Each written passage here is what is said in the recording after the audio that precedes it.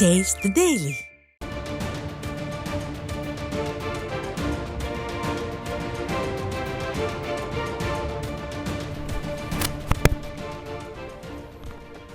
அண்மை செய்தி. அண்ணா பல்கலைக்கழக மாணவி பாலியல் வன்கொடுமை வழக்கில் கைது செய்யப்பட்ட ஞானசேகருக்கு இடது கால் மற்றும் இடது கையில் மாவு கட்டு போடப்பட்டுள்ளது. கூடுதல் விவரங்களை தலைமைச் செய்தியாளர் ஜெயக்குமார் வழங்க கேட்கலாம். ஜெயக்குமார், வணக்கம். என்ன நடந்தது? விரிவான விவரங்கள். வணக்கம் அருண். சென்னை அண்ணா பல்கலைக்கழகத்தில் 2ஆம் ஆண்டு பொறியியல் படிக்கக்கூடிய மாணவியை திமுகவை சேர்ந்த ஞானசேகரன் உட்பட சிலர் சென்று அவரை கட்டாயமாக பாலியல் வன்கொடுமைக்கு ஆளாக்கி இருக்கிறார்கள்.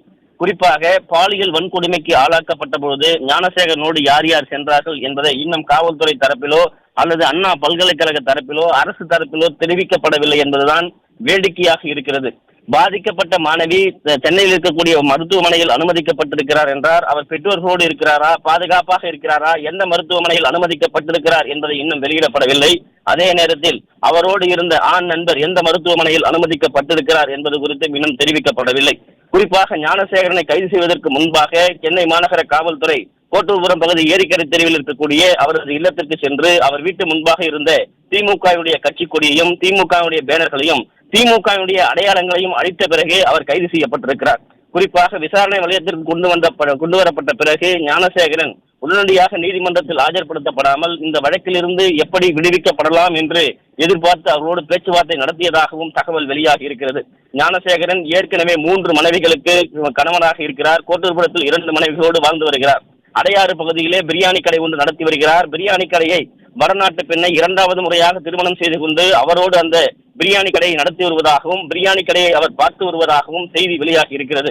குறிப்பாக இந்த 3 மனைவிகள் திருமணம் செய்து கொண்டிருக்கக்கூடிய திமுகவை சேர்ந்த ஞானசேகரன், அதாவது சைதாப்பேட்டை கிழக்கு பகுதியில் இருக்கக்கூடிய மாணவர் அணி துணை அமைப்பாளராக இருக்கிறார். அதாவது உதயநிதி ஸ்டாலின் துணை முதலமைச்சராக இருக்கிறார். உதயநிதி ஸ்டாலின், அதே போன்று சுகாதாரத்துறை அமைச்சராக இருக்கக்கூடிய சுப்பிரமணியன், நாடாளுமன்ற உறுப்பினராக இருக்கக்கூடிய தமிழச்சி தங்கபாண்டியன் மற்றும் தென் சென்னை பகுதியில் இருக்கக்கூடிய திமுக பிரபலங்கள் அனைவரோடும் அவர் புகைப்படம் எடுத்திருக்கிறார். குறிப்பாக ஞானசேகரன் எப்படி அவர் அண்ணா பல்கலைக்கழக வளாகத்திற்குள்ளே 23ஆம் தேதி இரவு 8 மணிக்கு அனுமதிக்கப்பட்டார், அவரோடு சென்றவர்கள் யார், சிசிடிவி பதிவுகள் எல்லாம் எங்கே சென்றது, காவல்துறை அனைத்து சிசிடிவி காட்சிகளுடைய பதிவையும் எடுத்துச் சென்றதாக கூறப்படுகிறது.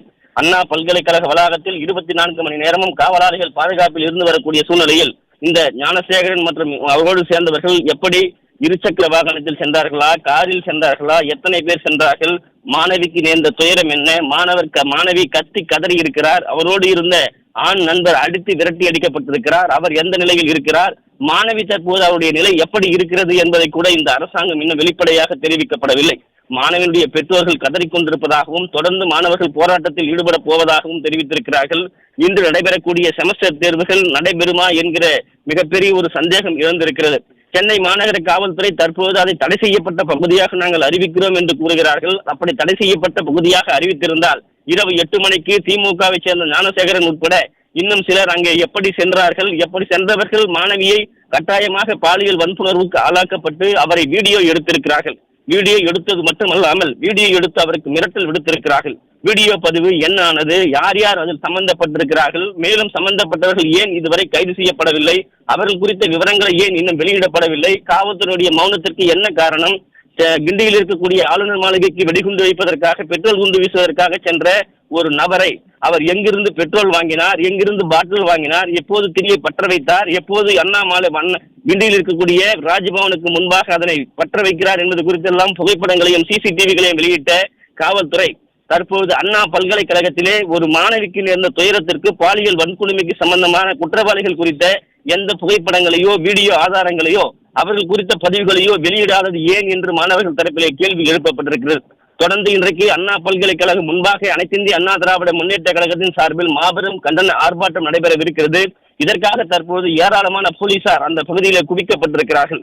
போராட்டம் நடத்துவதற்கு ஜனநாயகத்தினுடைய குரலை நசுக்குவதாக காவல்துறை, குறிப்பாக முதலமைச்சர் கையிலே இருக்கக்கூடிய காவல்துறை அரசினுடைய கைப்பாவையாக செயல்படுகிறது. ஆனால் இந்த போன்ற குற்றவாளிகளை காப்பதில் அவர்கள் தீவிரம் காட்டுவது ஏன் என்று மாணவர்களும் பெற்றோர்களும் அண்ணா பல்கலைக்கழக பெண் பேராசிரியர்களும் கேள்வி எழுப்பியிருப்பது குறிப்பிடத்தக்கது.